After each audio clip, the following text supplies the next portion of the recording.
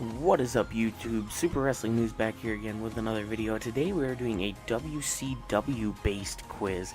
This one is how well do you know the NWO? Last time we were doing previously we've been doing WWE based quizzes. Now we're going back in time to WCW. I guess we'll see how well I know this one, because even though I've watched the DVDs and stuff and I do know a lot about stuff that went down in WCW, I was not there to witness it as a kid because I was very, very young at the time. So, we'll see how well I can do with this. How well do I know the WWO? Or NWO? Each of these legends has a child wrestling in the ring now, except... Come on. You're killing me. Bret Hart. That one, now that I actually read them, it was easy. Because I know Michael Wall Street is IRS, and his kids are Bo Dallas and Bray Wyatt. And Scott Hall has a kid, and obviously Kurt Hennig's kid is Curtis Axel. Each of these companies had their own incarnation of the NWO, except ECW. Wait, yeah, they didn't have... They had a parody of the NWO, but they didn't have an incarnation of the NWO. Yeah, because I know that there was NWO Japan in New Japan. WWE had obviously just the WCW version, just redone, and TNA had the band. There was the BWO and ECW, but true or false, before Kevin Nash got injured, Triple H was supposed to join the 2002 NWO faction. Oh, I don't know the answer to this. I don't think he was. You know, I'm just going to say false. Yay, got it right. False. While the confrontation between the two parties at King of the Ring certainly included Triple H joining his former Clique buddies, the ultimate plan was for Triple H to enter a feud with the NWO that would culminate at SummerSlam in a handicap match. Shawn Michaels wanted a one-off comeback, so he would have teamed with Kevin Nash to take on Triple H. Plans fell under when Nash tore his quad, and the NWO eventually dissipated. So instead, plans changed. Triple H turned heel after a failed DX reunion, and he wrestled Shawn Michaels in a street fight. It all worked out for the best, as Michael was so happy with his SummerSlam performance that he decided to come back to wrestling full-time instead of the one-off match. I did not know all that. I knew that the SummerSlam match happened, but which of these NWO members did not win the IWGP World Heavyweight Championship? Scott Norton, Tenzin, Hulk Hogan, or Masahiro Chono? Hulk Hogan. Yeah. I don't think Hulk Hogan ever really wrestled for... Hogan's career was the IWGP Championship. Wait. For all the accolades Hulk Hogan won around the last couple... one that never won was the IWGP Championship, though he did win the IWGP League Tournament and the Tag League Tournament with Antonio Inoki. The major NWGP title, or NJPW title that eluded Hogan's career was the IWGP Championship. Never won a championship in IWGP. I didn't even know that he ever wrestled that much for New Japan. Whose idea was it to bring the NWO to WCW? Wasn't the NWO new? Didn't WCW create the NWO? Whose idea was it? I'm gonna say Eric Bischoff, probably? Because Scott Hall, I don't know if he had enough pull to actually cause it to happen. Vince Russo was in WWF at the time, so it's either Dusty Rhodes or Eric Bischoff. I'm gonna say Eric. Correct. While Scott Hall kicked off the NWO angle by being the first to appear as one of the outsider invaders on May 27th when he emerged through the WCW crowd, he did not think of the concept. Vince Russo, for all of his wacky ideas he's had in professional wrestling writer, he didn't start working for WCW as a writer until 1999, long after the NWO kicked it into high gear from a creative standpoint. though Dusty Rhodes contributed several ideas to WCW's booking committee in the 90s, which is why I was kind of torn between those. The NWO was not one of them. The idea was Eric Bischoff after he was inspired by the mid-90s New Japan Pro Wrestling invasion angle. Each of these former NWO members has a podcast except, let's see, is it Buff Bagwell, Bret Hart, Eric Bischoff, or Stevie Ray? I'm gonna say Stevie Ray. What? Right now, Buff Bagwell is too busy being embroiled in a lawsuit with WWE to even think about running his own podcast. On the other hand, the mastermind with the mouthpiece behind the NWO, Eric Bischoff, has a podcast called Bischoff on Wrestling. Though he has not been active on it since the summer, Bret Hart has a podcast called The Sharpshooter Show. Even Stevie Ray of both Harlem Heat and NWO fame, has his very own podcast. It's called Straight Shooting with Stevie Ray. I did not know that. But it also makes sense because I knew Buff Bagwell was involved in that lawsuit, and I also believe he's involved in the pornography industry. True or false? Bret Hart was almost the third man at Bash at the Beach 96. That's a tempting one, but I'm definitely going to say false. Because what? Wow, I didn't think Bret Hart was that close to going to WCW in 96. Since there was doubt on the behalf of WCW Creative that Hulk Hogan would agree to turn heel, they were banking on bringing Bret Hart to WCW and have him be the surprise third man to join Hall and Nash's growing New World Order. However, Bret Hart still had loyalty to WWE and didn't want to leave. There was also talk that Sting would have turned as the third man if Hogan refused. But when he was approached again, Hogan thankfully agreed to turning heel. His big turn at Bash at the Beach proved to be one of the most significant and shocking moments in pro wrestling history. It definitely was. Nobody saw that happening. And obviously it got a huge reaction. All the garbage and stuff thrown in that ring during that heel turn was just insane. Which of these NWO members was never involved with the NWO Japan stable? Scott Steiner, NWO Sting, Bryan Adams, or Kevin Nash? That's a hard one, because I know Scott Steiner's done a lot of wrestling in New Japan, so I'm going to assume he's one of them. NWO Sting, I know for sure, originated in Japan. And Bryan Adams, I'm not sure about, and Kevin Nash, I'm not sure about, so that's where I'm going to say Kevin Nash. Oh, this is a tough one. It's either Kevin Nash or Bryan Adams for sure. I'm going to say Kevin Nash. It was Scott Steiner? What? Well, Scott Steiner achieved much of his success in New Japan. Right there. Including the IWGP Tag Team Championship twice with his brother Rick. None of it came as a member of the New World Order in NWO Japan. Bryan Adams, aka WWE's Crush, joined NWO Japan in September 98 after joining NWO earlier in the year in February. The NWO's fake imposter Sting actually proved to be a bigger star in New Japan than he was in WCW. In Japan, he was actually more popular than the real Sting, along with Syxx, Scott Hall, Kevin Nash, aligned himself with NWO Japan for a one-off tour in May 97. See, I didn't know that. I didn't know that part.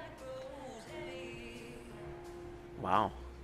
True or false? Fake Razor was once a member of the NWO. This is false. What? What? I did not know that. Wow. True. After his 1996 WWE run as Fake Razor Ramon ended and Fake Diesel went on to bigger and better things as Kane, Rick Bogner went on to try a hand at bringing his own name to prominence with a run in the NWO. He are also known as Razor Rick and Rick Titan. Bogner joined NWO Japan in 97. See, that's why. I don't know a lot about NWO Japan. But before he could even attempt to make a name for himself, he suffered a career-threatening injury in February 98. He still competed for a short time afterwards, but his neck was never the same and he ended up retiring after winning an April 99 tag match with NWO Japan stablemates Keiji Muto and Tenzin. I didn't know that. How many incarnations of the NWO were there?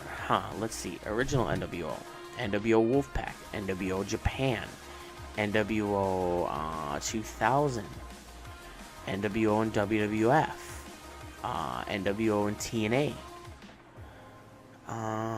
That's 6 right there. I'm gonna say, it'd be easiest just to say 7 because I counted 6, and so there could easily be one more I'm not remembering, but there could also be even more on top of that. I'm gonna say 7. 9 incarnations. Wow. There have been 9 different incarnations of the NWO between WCW, New Japan, WWE, and TNA. WCW had several different versions of the NWO. The original, NWO Hollywood, that's one I was forgetting. NWO Wolfpack. See, when NWO Hollywood was there against NWO Wolfpack, I thought that was just considered original NWO. So, NWO Hollywood, NWO Wolfpack, NWO Elite. Was that the version that had Bret Hart in it? No, that was NWO 2000. NWO Black and White, which again, shouldn't that just be regular NWO? NWO 2000. So that's 6 in WCW alone.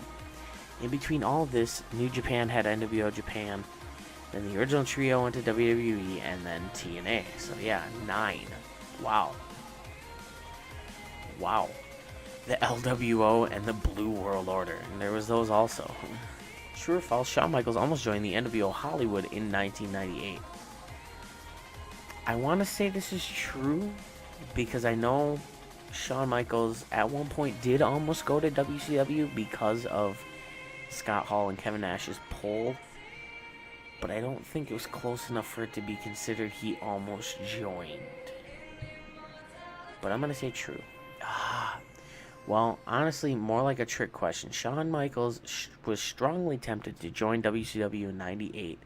Working for WWE for HBK started to feel more like a job than his passion, and watching his best friends jump ship to WCW in bigger, better prospers. Jeez, I swear I can read people, I swear. As part of the biggest act in wrestling, Michaels wanted to join them. He even approached Vince McMahon about it. In what manner considered more of a power play for more money. Michaels allegedly had talks to join NWO Wolfpack during their feud with NWO Hollywood. Whatever plans Shawn Michaels may have had to jump ship went sour when he was forced into retirement after his 1998 back injury. That's kind of crazy. His career could have gone a whole different direction if he would have jumped ship to WCW and not had to worry about that back injury. It could have been completely different. Which NWO member had the longest WCW world title reign? This is a tricky one. I was going to say it's definitely Kevin Nash or Hulk Hogan. But Scott Steiner did hold the WCW title for a good amount of time, so this could almost be a trick question. Because I know Hogan did lose it and win it back quite a few times. I know for sure it's not Scott Hall, because he never won a world title in his entire career, as far as I know. This is a tricky one, because I don't know how long Kevin Nash held the belt for at any given time, but I know that there was a couple of good length Hogan title reigns, and I know Scott Steiner held it for quite a while at one point, but I don't think it wasn't while he was in the NWO. So is this considering just members of the NWO? I'm gonna say Hogan. Yeah. At 496 days between 94 and 95, Hogan is the longest reigning WCW World Champion in the company's history. While Kevin Nash certainly had the power as part of the creative to overrule that decision and give himself an even longer reign, he did not. Scott Steiner's sole WCW Championship reign at 120 days isn't anywhere near close to Hogan's run. Surprisingly enough, as much of the force that Scott Hall was in the part of the NWO, he never won the world title during his run in WCW. See, I felt like, I don't know why I felt like Scott Steiner's championship reign was longer than that. And if we were counting reigns with the WCW title while part of the NWO, if his would have been while he was with the NWO, it probably would have been close to the longest one. Because I know Hogan and Nash were just dropping the belts left and right and winning them right back. At which pay-per-view did the Outsiders meet? Oh, in a match? Oh, that's a hard one. Super Brawl.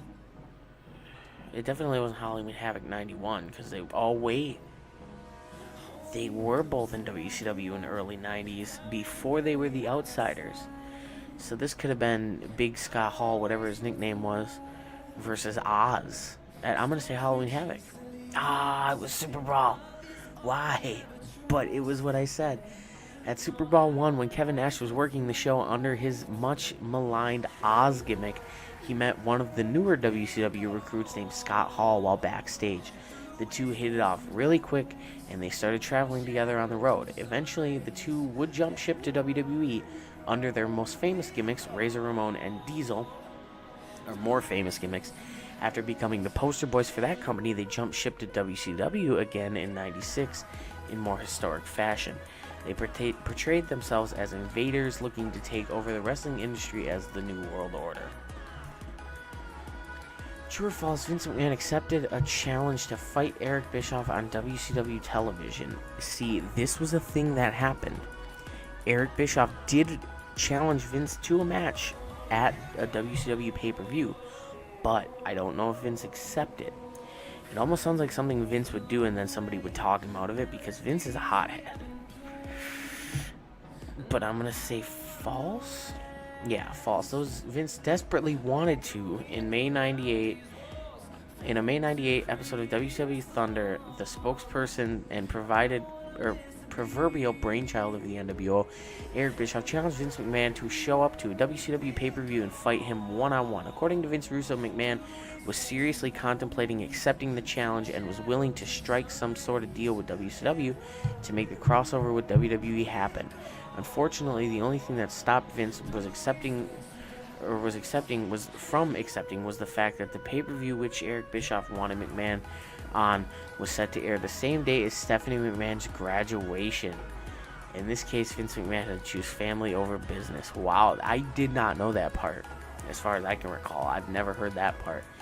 But man, I really could have seen Vince doing something like that. But I also could have seen WCW being like, okay, what do we do now? Do we actually want him to come? You know, because they never officially said Vince isn't going to be here. So even if they still got pay-per-view buys out of it. I think that's what they wanted more than anything. I don't think they even would have accepted even if Vince would have been like, hey, sure, I'll come. All of these NWO members main evented WrestleMania except... Oh, this is a hard one. Kevin Nash. No. It's Kevin Nash. Yeah, it's definitely Kevin Nash. Because I knew Hogan main evented WrestleMania. I knew Ted DiBiase main evented WrestleMania 4. And I know Big Show main evented WrestleMania 2000 in the 4-man. Right there. Was one of 4 men to compete in the main event of WrestleMania 2000. Trick question. While Kevin Nash technically main evented WrestleMania in that the show of shows was actually booked 3 or 4 main event matches, his WWE Championship match with Shawn Michaels was not the main event, as the headliner of that show was Bam Bam Bigelow versus Lawrence Taylor. Yeah, so Hogan main evented a record 8 WrestleMania, or a record 8 times. That's crazy, man. That's still crazy to think. Although John Cena's probably done it too. What was the real name of NWO Sting? I know this because there was a long-running joke on the internet about it. His name was Jeff Farmer. There was a long-running joke where there was a young wrestler from like AWA back in the day who he cut the worst promo ever, and his name was Jumpin' Jeff Farmer. And everybody was like, oh, this is NWO Sting. It wasn't. It's a different guy, but it was Jeff Farmer. Let's see if it says it here. someone who wrestled Farmer, or Jim Steele is a man who wrestled Farmer during a WWE dark match. Steve Morton is the name of the real Sting.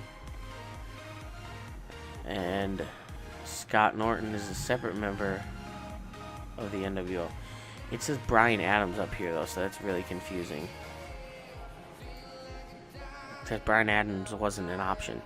Why is Sean Waltman called 6 in WCW? I know the answer to this because I saw a meme about it a long time ago.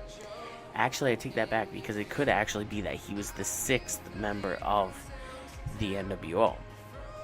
But I know that somebody pointed out to me that he was the 1, 2, 3 kid, and 1 + 2 + 3 = 6. I don't know though, because he also could have been the 6th member of the NWO, but I'm gonna say 1 + 2 + 3 = 6. Damn it. Both B and C. Oh, I didn't even open up my eyes wide enough to see that number 4 was that. Yeah, that makes sense. While the Clique had his fair share of inside jokes between DX and the NWO faction, Sean Waltman's six-pack is not one of them, nor is either true. Wait, Sean Waltman's six-pack is not one of them, nor is either true. When the 1, 2, 3 kid made the jump from WWE to WCW, he was the 6th man revealed to join the NWO. So coincidentally, adding together the numbers 1, 2, and 3 all make 6. Thus, the name 6 just came naturally for Waltman to come up with. I wish I would have seen the 4th answer. Before he was in the NWO, Barry Windham joined the Four Horsemen. Who did he turn on to join the Horsemen? I have no idea. Dusty Rhodes. Lex Luger. When Lex Luger originally kicked out of the Four Horsemen, he joined forces with Barry Windham to topple the rest of the stable. Unfortunately, Luger nasty turned from the worst when Windham turned on Luger to join the Four Horsemen himself. Okay, well, I didn't know that. That's a new fact that I learned. Which NWO member won the most titles in WCW history? Oh, that's hard because Hogan did hold a lot of NWO or WCW world titles, but Booker T also won quite a few.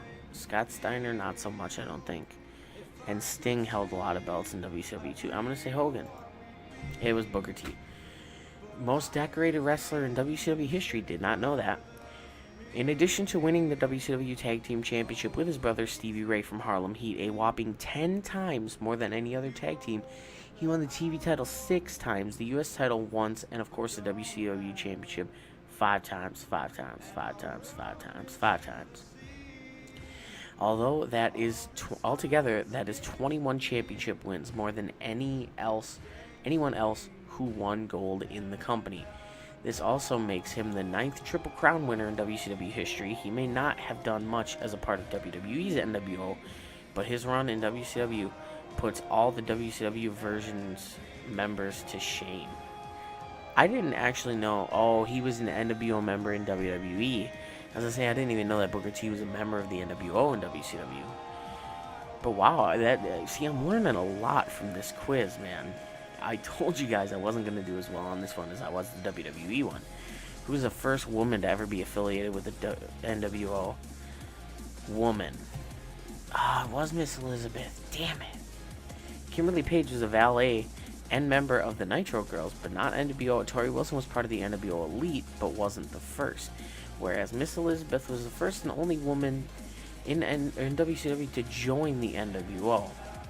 Before she joined the NWO, herself and Woman worked as valets and managers for Ric Flair after Elizabeth turned on Macho Man Randy Savage.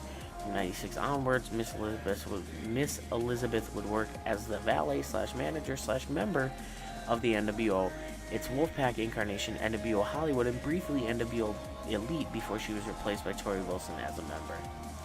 Wow. I guess I should have known that, but I felt like Woman was a part of it too with like Macho Man, but I guess I was wrong. True or false, Hulk Hogan almost joined DX? That's a hard one, because I could see this being true in one way or another, but it definitely strikes me as being false. I'm going to say false. Oh my God! While Hollywood Hogan will always be famous for his connection to the NWO, he was almost affiliated with its counterpart of DX. According to former WWE Booker Bruce Pritchard, the original idea was to get Stone Cold to find his rise, or get Stone Cold Steve Austin to find his rise to the top by getting Hulk Hogan to put him over. Hogan would have reigned supreme as world champion of the DX faction. WWE Creative wanted either Bret Hart or Hogan to put over Austin. The deal with Hogan never fell through, and deal with Hogan did fall through, and there was always a fear that Hart would jump ship to WCW, and Shawn Michaels. So Shawn Michaels was appointed to DX and led them as world champion before putting over Austin at WrestleMania 14. I didn't know that. I was thinking they were saying that he almost got pulled from WCW in the late 90s with the multi-man DX. Who founded NWO Japan? Hiroshi Tenzin. Or here. Yeah. Hiroyoshi. I think I'm saying that right. Masahiro Chono, Hiro Saito, or all of the above. I have no idea, so I'm going to say all of the above. Yeah, I was right. This is a long quiz, man. Who is the NWO's signature referee? Charles Robinson, Teddy Long, Nick Patrick, or Earl Hebner? It was Nick Patrick. I remember that because I remember him having his match with Earl Hebner in WWE during the Invasion angle, which they mentioned right here. Why did WWE's NWO disband? Eric Bischoff broke them up. Shawn Michaels super kicked Booker T out. Nash tore his quad. Well, I know Nash tore his quad during his run in the NWO and WWE. And I know Shawn Michaels super kicked Booker T out. But that doesn't strike me as being a reason for them to have disbanded. He just kicked Booker T out. So I'm going to say Eric Bischoff broke them up, which I do believe is what it was, yeah. While Kevin Nash tearing his quad certainly hindered some big plans for WWE's NWO, it wasn't what put the definitive nail in the stable's coffin. NWO wasn't over yet, but the stable was limping on its hind legs, no pun intended. Afterwards, no one cared about Booker T being in the NWO to begin with, so no one cared about him getting kicked out. What officially ended the NWO, or WWE's NWO experiment, was when Eric Bischoff became general manager of Raw. One of the first things he decided to do was announcing that the NWO was over and he was putting an end to it. Which of these NWO alumni has his own rap album? I know the answer to this immediately, and I didn't even have to read all of them. It is Randy Savage. Randy Savage did have a, which with his hip-hop-centric gimmick, it was almost surprising to think that Conan does not have a rap album to claim as his own. Yeah, the Macho Man Randy Savage rap album is a really, really weird thing. It's called Be a Man, and he has a song where he has it's a diss track on Hulk Hogan, which it says right here. Yeah, that's a weird thing. 52%. Good job, brother. Turns out you really are NWO for life. No, not really.